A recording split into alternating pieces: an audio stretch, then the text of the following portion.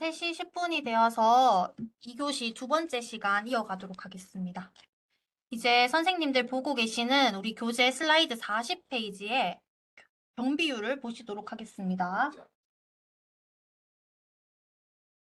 네.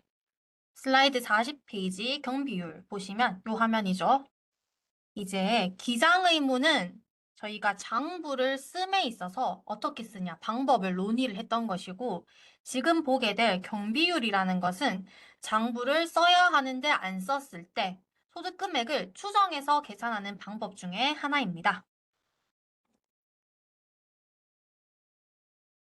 사업자는 몇 번 말씀드렸는데 이제 기본적으로는 장부에 의해서 복식부기 장부에 의해서 소득 금액을 계산을 하여야 합니다.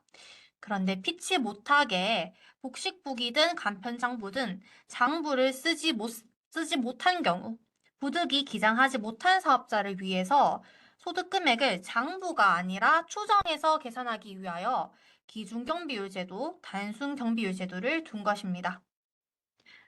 자, 수익 금액 마이너스 필요 경비는 소득 금액입니다.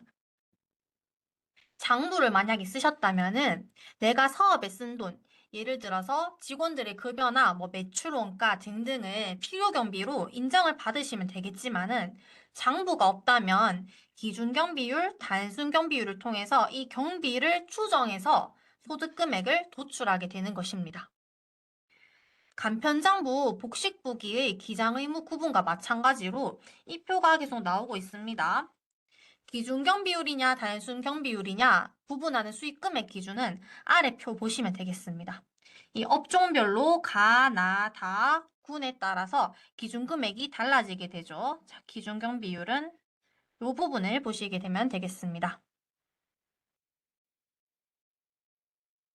가군의 경우에는 기준경비율은 계속사업자, 신규사업자를 따로 보게 되는데 요 칸, 그리고 나군은 이쪽, 다군은 이쪽. 이런 식으로 보시면 되고 뒤에서 자세히 설명드리겠습니다. 소득세는 납세자가 사업자분께서 추계로 신고를 하실 수 있다고 말씀드렸습니다. 마찬가지로 과세관청, 국세청에서도 본래는 결정이나 경정을 할 때 이 장부나 증명서류에 의해서 이 근거로 결정이나 경정을 하여야 하지만 아래와 같이 이 장부나 증명서류로 소득금액을 계산할 수 없는 경우, 이 경우에는 추계조사로서 결정을 할 수가 있습니다. 이 결정이라는 것은 납세자분들이 신고를 하지 아니한 이 무신고한 경우에 과세관청이 세액을 최초로 확정하는 것을 이 처분을 결정이라고 하고 납세자분이 신고를 하셨습니다. 그런데 이 신고 내용에 오류가 있다. 그럴 때 경정, 그럴 때 과세관청이 이를 바로잡아서 고치는 처분. 이것을 경정이라고 합니다. 이게 결정과 경정입니다. 자, 그럼 종합소득세 신고 유형에 대해서 한번 정리를 해보겠습니다. 종합소득세는 사업자라면 복식부기, 그리고 요건을 충족한다면 간편장부 등 이 장부에 의해서 신고를 하는 것이 원칙입니다. 그런데 장부가 없을 경우에 소득금액을 추정해서 계산하는 추계로 신고를 하실 수가 있습니다. 장부를 비치 기록하지 않고 추계 신고를 하게 되면 가산세가 기본적으로 부과가 됩니다. 무기장 가산세였죠? 그런데 간편장부 대상자 중에서도 영세한 소규모 사업자, 4,800만 원, 직전연도 수익 금액이 4,800만 원 미달인 이 영세한 소규모 사업자 경우에는 가산세를 면제해 준다고 말씀을 드렸습니다. 이 장부를 기장하지 않고 추계 신고 시 소득 금액을 계산하는 방식에는 두 가지가 있습니다. 첫 번째로 단순 경비율법과 두 번째로 기준 경비율 방법이 있다. 이렇게 두 가지입니다. 자, 다음으로 소득 금액을 과세관청, 국세청에서 추계 결정 경정을 하는 경우에도 보시는 것 같이 이 기준경비율, 단순경비율을 비롯하여 몇 가지 방법으로 소득금액을 계산할 수가 있습니다. 이제 단순 경비율, 기준 경비율에 대해서 한번 자세히 살펴보겠습니다. 먼저 단순 경비율입니다. 이 단순 경비율은 요건이 간편장부보다 조금 더 복잡합니다. 보시면 동그라미 가. 신규 사업입니다. 신규 사업 개시자의 경우 해당 과세 기간에 신규로 사업을 개시한 사업자로서 해당 과세 기간의 수익 금액이 복식부기 의무자 기준 금액에 미달하여야 합니다. 신규 기업자는 아까 보셨던 복식부기가 가, 나, 다, 군에서 3억 1억 5천 7,500만 원 기준이었는데 이 기준을 보게 됩니다. 그리고 계속사업자. 계속사업자의 경우에는 전년도 직전 과세 기간 수익 금액이 업종별 기준 수익 금액에 미달해야 됩니다.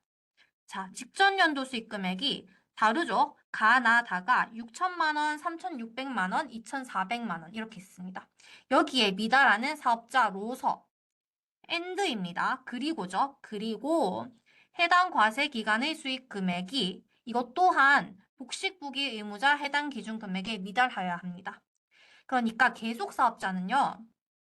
작년 매출, 올해 매출 둘 다 작아야 됩니다. 둘 다 작아야 되는데 기준을 봤을 때 이 올해 매출은 기장의무 판단 시에 복식부기냐 아니냐 요거를 보게 되는 거고 직전 연도 매출을 보는 것은 경비율 판단 시 기준 금액 6천, 3,600, 2,400 이렇게 각각 다른 기준으로 판단을 한다는 것을 알아두셔야 되겠습니다.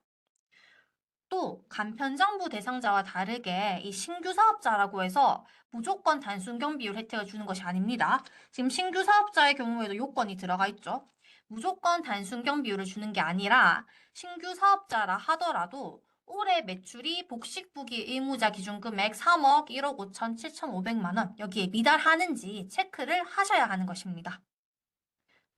그리고 이 단순경 비율 대상자는 소득 금액을 어떻게 계산하냐? 소득 금액 계산 방법입니다. 자, 단순경 비율 대상자의 소득 금액은 수익 금액, 내 매출이죠. 내 매출에서 내 매출 곱하기 단순 경비율이라는 이 율을 곱한 것을 차감한 게 소득 금액입니다. 이게 수익 금액에서 경비를 뺀 것이라고 봅니다. 여기 제가 예시로 하나 가져온 게 있습니다. 부동산 임대업의 경비율입니다. 보시면 단순경비율, 기준경비율이라고 있는데 단순경비율이 얘는 37.4, 기준경비율이 16.0 이렇게 단순경비율이 기준경비율보다 더 큽니다. 값이. 이 단순경비율과 기준경비율의 값은 국세청에서 규모와 업황에 있어서 평균적인 기업에 대해서 조사한 평균적인 경비 비율을 참작해서 결정을 합니다. 즉 소득세 기장 신고를 한 분들, 장부로 신고를 한 이 신고 자료 등을 종합적으로 반영을 해서 업종별로 기준 경비율을 결정하고 있습니다. 그게 이 값인 거죠. 그리고 이 소득 금액은 말씀드렸지만 수익 금액 마이너스 경비입니다. 그렇다면 경비율이 크면은 경비가 많아집니다. 그리고 경비가 많아질수록 소득 금액은 작아지겠죠. 내가 100원을 벌었는데 단순 경비율이 90%입니다. 그렇다면 이 경비는 90원이 되겠죠. 이 소득 금액 계산 방법에 대입하시면 되겠습니다. 수익 금액이 100원인데 수익 금액 100원 곱하기 단순 경비율 90%를 하게 되면 90원을 빼는 거죠. 그렇다면 소득 금액이 10원이 됩니다. 이 소득 금액이 100원이라는 수익 금액 중에서 10원밖에 차지를 안 하니까 상대적으로 작은 편입니다. 그럼 마찬가지로 세금도 적게 내게 되겠죠. 그런데 기준경 비율은 예를 들어서 50%다. 단순경 비율보다는 기준경 비율이 작습니다. 예를 들어서 50%라면 100원을 벌었을 때 이 100원에 기준경 비율 50% 곱한 것. 50%가 경비가 되겠죠? 50원을 빼면 소득 금액이 50원이 됩니다. 이 뒤에 단순경 비율과 소득세 신고 관련해서 이어질 계산들이 동일하다는 전제하에 소득 금액이 더 크니까요. 단순경 비율보다 세금을 더 많이 내게 될 것입니다.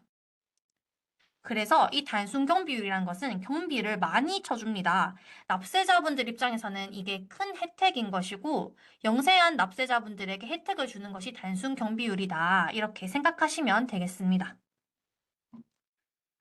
그리고 다음 페이지 보시면 단순 경비율로 소득세 신고를 하실 때 서식입니다. 이 홈택스로 신고를 하실 때에도 이 서식 부분을 하나하나 부분 쪼개서 순차적으로 작성을 하신다고 보시면 됩니다.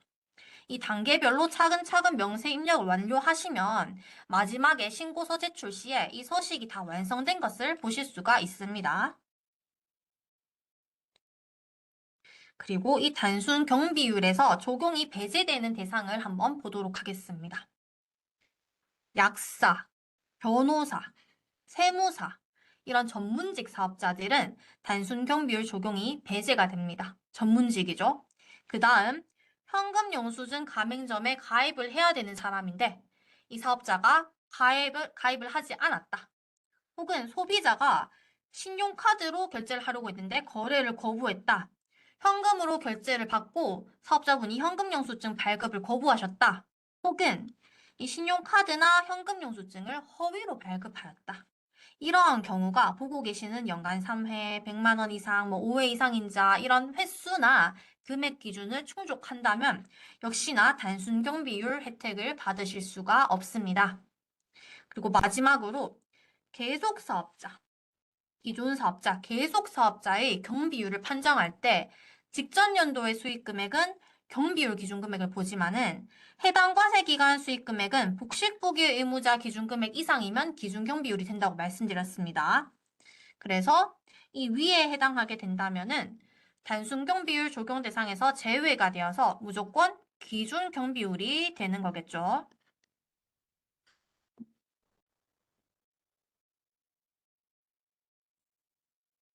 자, 그리고 연말정산 사업소득의 소득률이라고 앞에서 단순 경비율 말씀드렸는데 약간 유사하지만 다른 좀 독특한 개념이 있습니다. 아마 여기 듣고 계시는 선생님들 중에서도 요 소득이 있으신 분들도 계실 수 있어요. 먼저 간단하게 세 가지를 요약을 하자면 첫 번째로 연말정산 대상 사업소득이라는 것은 간편정부 대상자. 아까 간편정부 대상자가 어떤 사업자들인지 말씀을 드렸죠. 수익금액 요건도 있었습니다. 요 간편정부 대상자인 보험 모집인, 방문 판매원, 음료품 배달원의 사업소득입니다. 그리고 두 번째로 이분들의 추계 소득 금액은 연말정산 사업 소득에 대한 수익 금액, 내 매출이겠죠? 여기에 소득률은 1 단순 경비율입니다. 요것을 곱한 것이 추계 소득 금액이 됩니다. 세 번째로 이 소득률이라는 것은 수익 금액이 4천만 원까지는 기본율을 적용하고 4천만 원 초과분에 대해서는 초과율을 적용합니다. 이게 무슨 말이냐면 여기 940906, 94090708 업종 코드가 있는데 이분들이 보험 설계사, 보험 모집인, 음료품 배달원, 그리고 방문 판매원 요분들이십니다. 단순 경비율, 기준 경비율 칸을 보시면 아까 부동산 임대업이랑 다르게요. 단순 경비율이 둘로 쪼갈라져 있는 것을 보실 수 있습니다. 지금 단순 경비율 아래 기본율, 초과율 이렇게 두 칸으로 나뉘어져 있습니다. 인정 용역 사업자 분들은 단순 경비율로 적용을 하게 될 때 수익 금액이 4천만 원인 것까지는 이 기본율로 경비율을 곱하게 되고요. 4천만 원을 넘는 것, 예를 들어서 내가 5천만 원이다. 그러면 4천까지는 이 기본율을 적용하고 나머지 넘는 1천만 원에 대해서는 초과율을 적용해서 이 각각 계산한 것을 합친 다음에 소득 금액을 구하게 됩니다. 조금 더 말씀을 드리자면 원칙적으로 이제 사업자분들은 5월에 종합소득세 신고를 스스로 하셔야 됩니다. 그렇게 하고 계시죠. 그런데 보험 모집인, 방문 판매원 이런 직종은 세법상으로는 사업자이긴 합니다. 개인 사업자이긴 합니다만 이 경제적 실질을 보았을 때 특정 회사에 전속되어 일하는 근로자와 유사한 구조를 가지고 있습니다. 예를 들어 한국 야쿠르트, 프레시 매니저분들, 그리고 풀무원에 이제 녹즙 배달하시는 분들, 이런 분들을 생각하시면 되겠습니다. 그럼 이 야쿠르트, 풀무원 배달하시는 음료품 배달원분들은 독립된 자격으로 이 특정 회사에 고용된 4대 보험 직장인, 근로자, 이게 아니죠. 아니라 자기 책임 하에 회사의 제품, 야쿠르트, 뭐 이런 것들, 음료를 위탁받아서 판매하는 개인 사업자이십니다. 또한 거래가 가정집이나 이 사무실의 일반 소비자를 대상으로 하고 있습니다. 이 일반 소비자 대상으로 요구르트나 녹즙 같은 음료품을 직접 배달을 하고 있습니다. 또한 고정된 월급을 받는 게 아니죠. 본인이 이제 배달하고 판매를 한 음료 수량에 비례해서 판매 실적에 따라서 수당을 지급받고 있습니다. 근데 만약에 이분들께서 모두 일일이 영수증을 다 모아서 장부를 쓰시고 또 5월에 세무서를 방문하셔서 종합소득세 신고하게 되시면은 납세자분들도 번거롭고 국세청도 행정력을 많이 소모하게 되겠죠. 그래서 돈을 지급하는 회사, 이 원천징수 의무자 회사가 근로소득자분들은 연말정산이라는 게 있잖아요.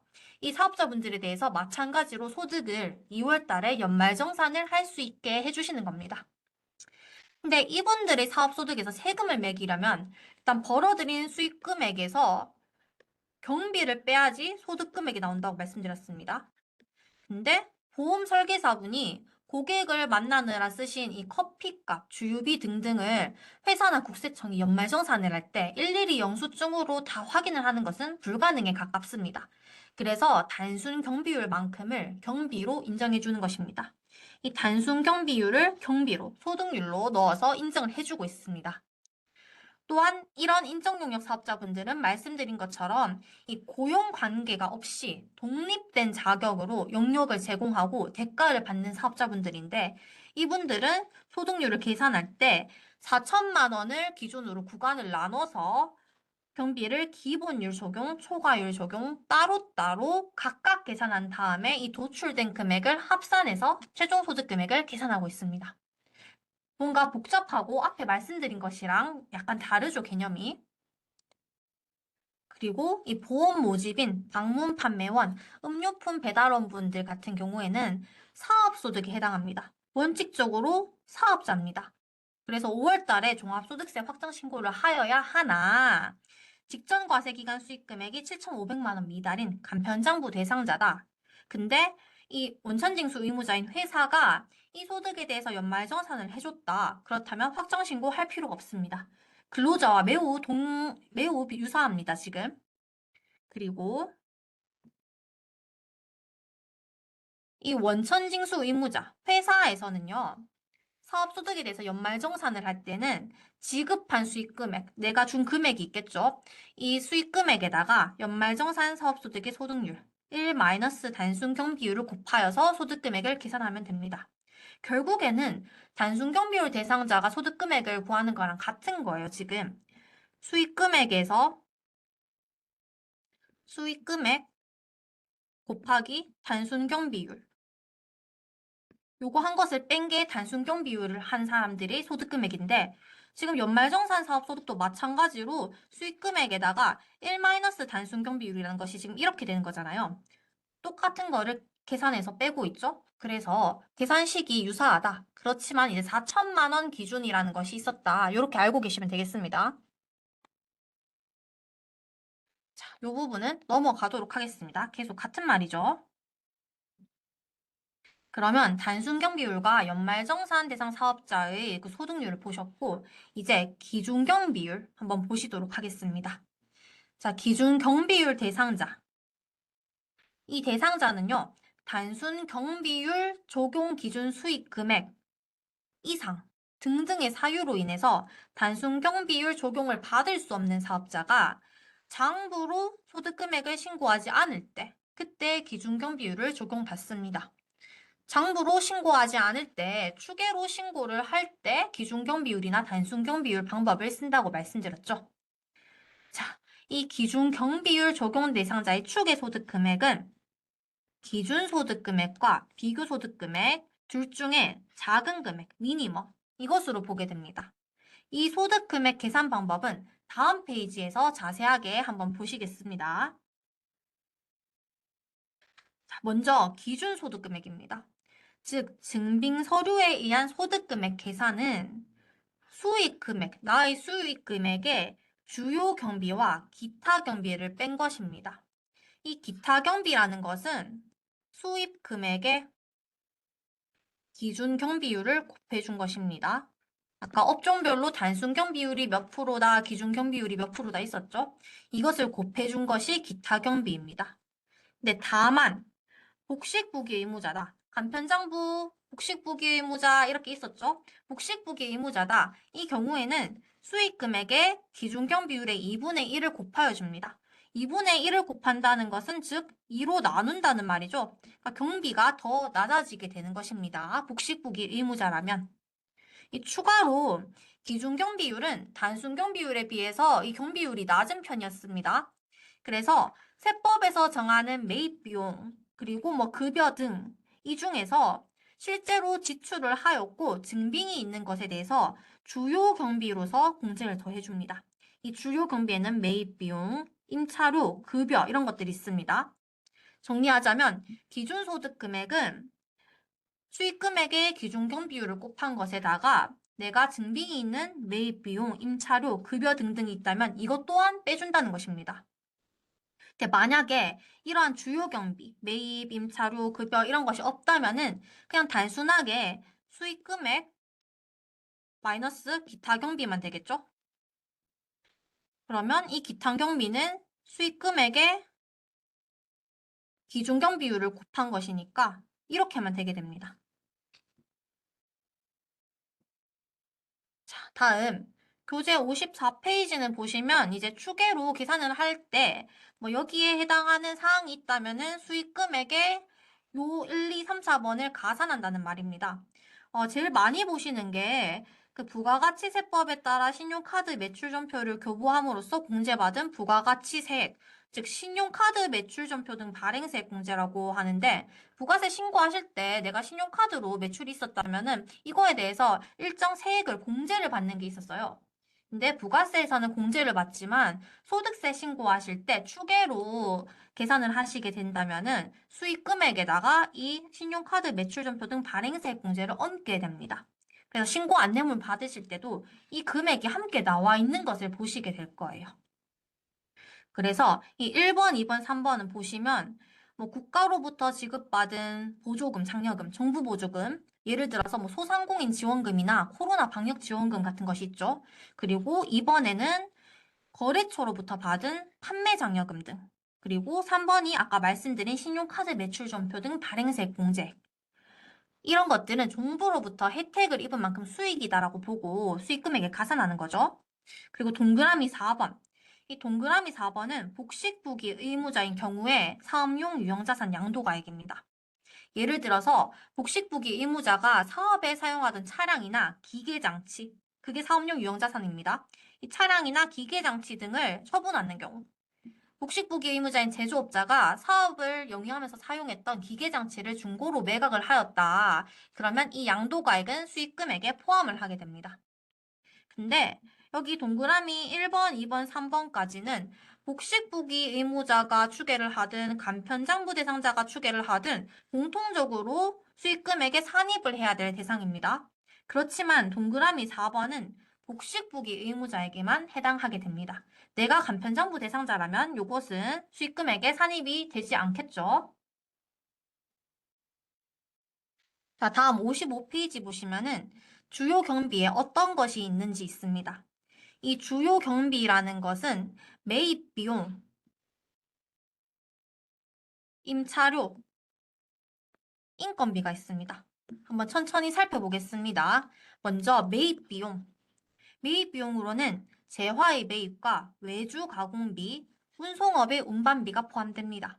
그러나 이 재화의 매입에 사업용 유무용 자산의 매입, 즉 사업에 사용하는 건물이나 기계장치 등 이런 것들은 제외가 됩니다.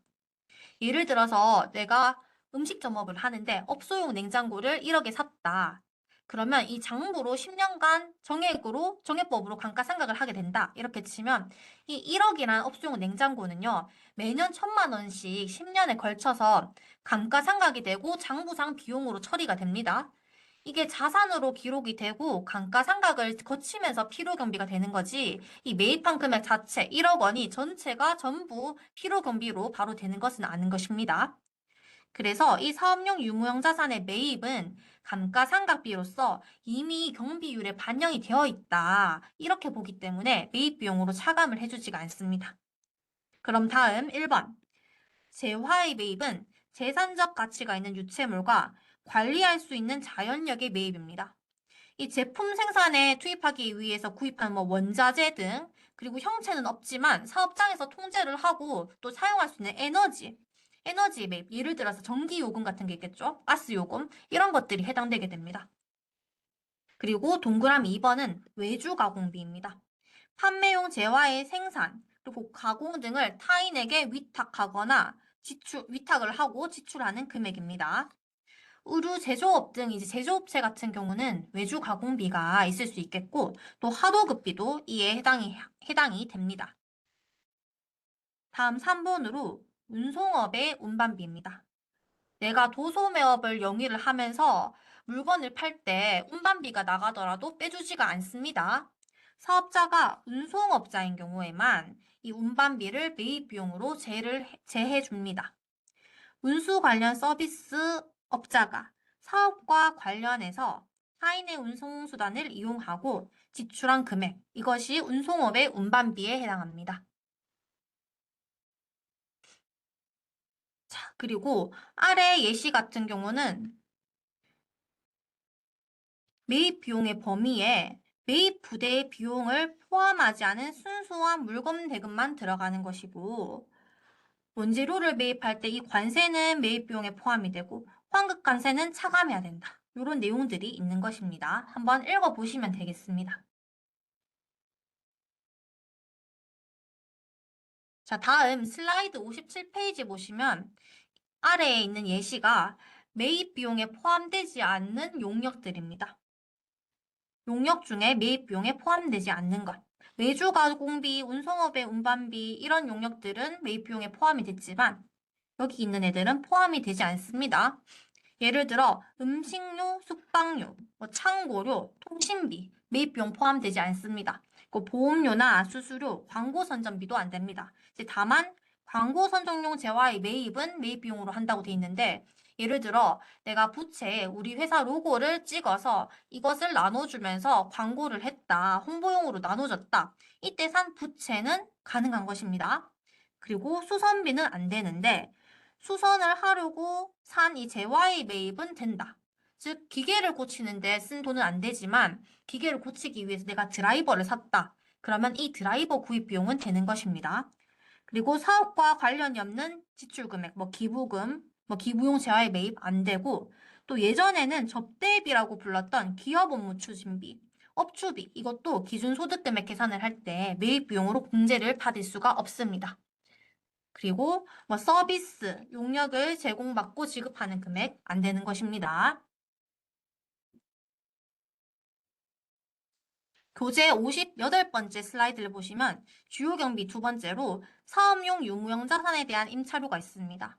이 사업용 유형자산 및 무형자산에 대한 매입, 뭐 건물이나 기계장치 말씀드렸죠? 이 유무형 자산을 매입한 것은 공제가 안 됩니다. 그렇지만 이에 대한 임차료는 주요 경비로 수익금액에서 공제가 됩니다. 내가 사업을 하려면 사무실을 빌려야 되고, 제조를 하려면 기계장치를 빌려야 되는데, 그 비용은 인정을 해주겠다는 것입니다. 그리고 마지막 주요 경비로 인건비가 있습니다. 이 직원, 종업원의 급여나 뭐 월급, 퇴직금 같은 것을 주고 세무서에 원천징수 신고를 하시고 지급명세서를 또 제출하시는 등 증빙 서류가 확인이 된다. 그렇다면 인건비로서 주요 경비에 포함이 될 수가 있습니다. 다만 이제 사업자 본인의 인건비는 비용으로 인정되지가 않습니다. 종업원이죠. 자, 그다음 주요 경비 네 번째로 재고 자산에 포함된 주요 경비가 있습니다. 이 경우는 장부를 기장하지 않으시고 추계로 신고를 하실 때 작성을 하는 경우가 매우 드뭅니다. 그래서 단순하게 그냥 말씀을 드리자면은 장부가 없이 추계로 주요 경비를 계산할 때 올해 매입한 금액만 넣으면은 이게 정확하지가 않습니다. 내가 쓴 돈이랑 올해 진짜 비용이 다르게 된다. 그 이유가 예를 들어서 이제 2025년에 기초의 시작 시점에 내가 판매할 재고가 100원어치가 있었습니다. 근데 올해 새로 400원치를 사왔다고 보겠습니다. 그러면 나한테는 500원치를 판매를 할 수 있는 재고가 있는 것입니다.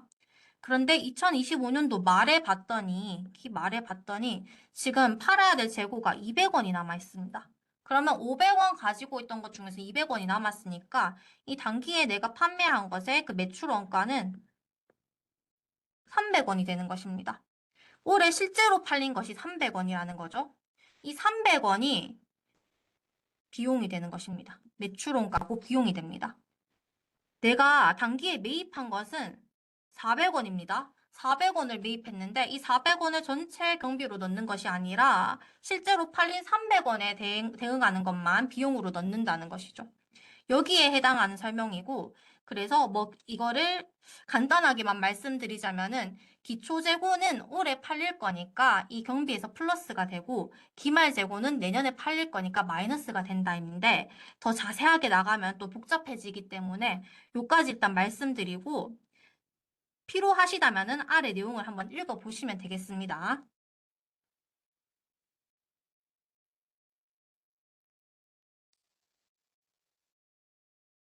자, 다음에 슬라이드 61페이지 보시면은 이제 지금까지 설명드린 주요 경비가 있었죠. 뭐 매입 비용이나 임차료 같은 것이 있었습니다. 이 주요 경비에서 확인이 가능한 적격 증빙이 많지 않다.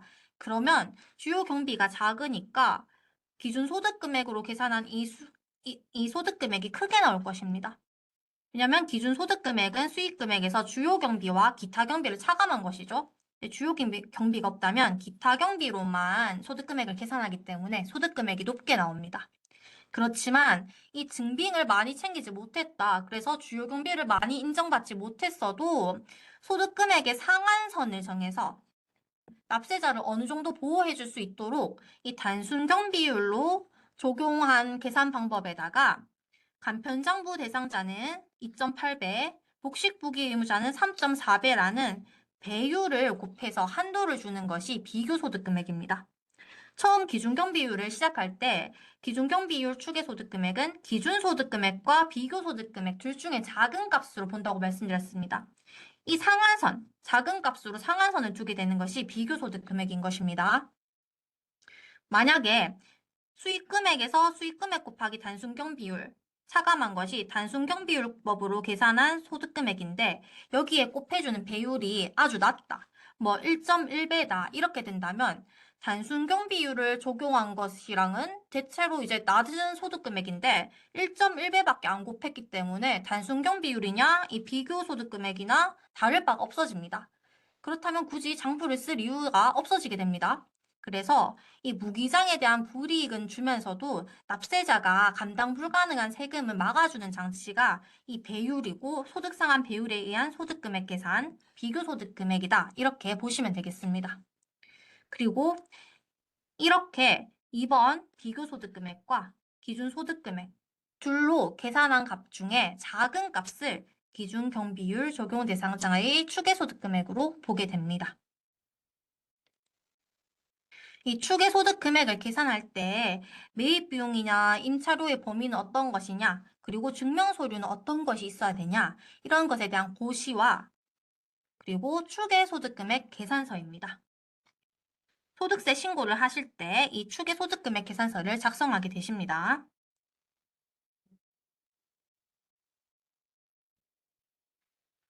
우리 교재 63번째 슬라이드를 보시게 되면은 제가 추계소득금액 계산서를 좀 확대를 해놨습니다.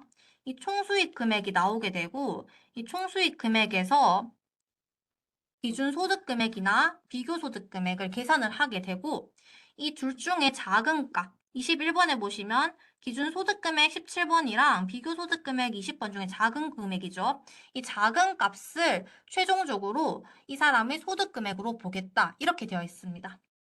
그리고 이 소득 금액을 계산할 때 기준 소득 금액의 경우는 단기에 지출한 주요 경비를 넣어준다고 돼 있었는데 이 주요 경비 명세서가 또 나에 있습니다. 매입비용, 임차료, 인건비가 주요 경비라고 말씀드렸습니다. 이것에 대해서 예를 들어 매입비용이 10원, 임차료가 10원, 인건비가 10원 해서 총 주요 경비가 30원 있었다. 그럼 이 30원이랑 기준경 비율이 예를 들어 10%다. 이 10%로 계산했을 때 나오는 기타 경비를 더해서 수익금액에서 빼주게 되면 기준소득금액이 나오게 되는 거겠죠. 이런 식으로 두 개를 계산한 다음에 비교한 값을 나의 소득금액으로 보게 됩니다. 자, 그 다음에 65번째 슬라이드 보시면 적격 증빙 서류의 종류가 어떤 것이 있다라고 돼 있습니다. 뭐 세금 계산서나 신용카드 매출전표, 현금영수증 등등이 있죠. 그리고 이 적격 증빙 서류, 정규 증빙 서류를 수취하지 아니했다. 그렇다면 종합소득세 신고를 하실 때 별지에 주요 경비 지출 명세서라고 있습니다. 이 서식을 첨부해서 붙이시면 되겠습니다. 지금 보신 이 서식입니다. 이 장부 기록을 안 하신 기준경비율 적용 대상 사업자가 소득금액 계산을 하기 위해서 수익금액에서 이제 공제한 매입비용 또는 뭐 임차료 등등 중에서 정규 증빙을 수치를 하지 않은 것이 있다. 그렇다면은 이 주요 경비 지출 명세서를 작성하게 된 대상이 되고 이 서식에 정규 증빙 서류를 수치하지 않은 주요 경비에 대해서 이제 어떤 사업자에게 어떤 품목을 몇 개를 얼마에 샀는지 작성을 하시면 되겠습니다. 이 경우에도 정규 증빙 이외의 증명 서류를 수치를 하셔야 하는 겁니다. 아예 지출 근거가 없는 비용은 인정이 되지가 않습니다. 자, 그래서 정리를 하자면 우리가 장부를 썼어야 되는데 사업자가 쓰지 않았을 때 소득 금액을 추정해서 계산하는 방법 중에 하나가 경비율이다. 이 경비율에는 기준 경비율과 단순 경비율이 있었습니다. 단순 경비율은 보통 이제 영세한 매출인 사람이었죠. 영세하지 않은 사업자는 기준 경비율을 쓰게 됩니다. 그리고 이 영세하다라는 판단은 기본적으로는 수익 금액을 기준으로 판단을 하게 되는데 기준 경비율은 직전 연도만 보는 것이 아니라 계속 사업자의 경우는 직전 연도 수익 금액과 해당 연도 수익 금액을 함께 봅니다. 그리고 신규 사업자의 경우는 해당 연도의 수익 금액을 또 보게 됩니다. 이렇게 수익 금액의 기준을 보고 기준 경비율이냐 단순 경비율이냐를 판단을 하게 됩니다.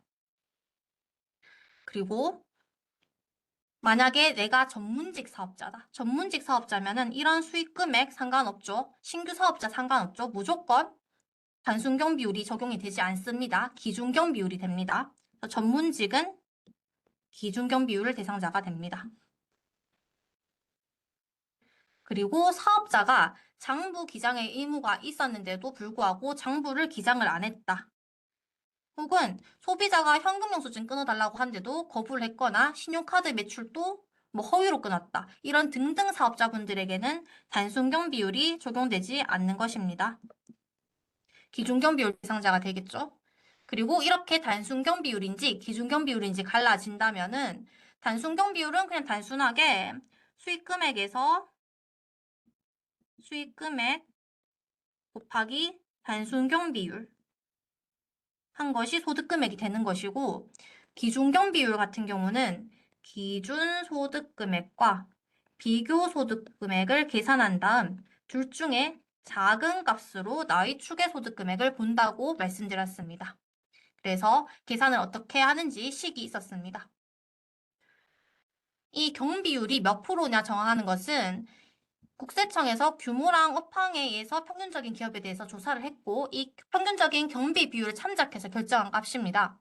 단순 경비율은 수익 금액에 대비해서 전체 경비를 업종별로 평균한 비율이고 기준 경비율은 수익 금액 대비해서 이 주요 경비를 제외한 기타 경비가 차지하는 평균적인 비율입니다.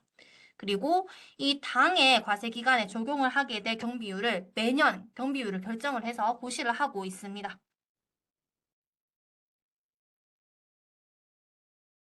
자, 그러면 업종별 기준 금액은 성실신고 확인, 외부 조정, 복식장부, 기준경비율 이렇게 모두가 다 해당하는 표이기 때문에 한 번쯤은 봐주시면은 나중에 소득세 신고를 하실 때 안내문을 받으시면 내가 왜 성실신고 확인 대상자지? 혹은 왜 복식장부 부기 대상자지? 하실 때 이 금액을 근거로 해서 기본적으로는 계산이 되기 때문에 선생님들께서도 보셨을 때 요것을 보시고 함께 판단을 하시면 되겠습니다. 그러면 내가 왜 기준경비율 대상자고 내가 왜 복식장부고 이러한 기장 의무나 경비율에 대한 것을 이해를 하실 수가 있겠죠. 그리고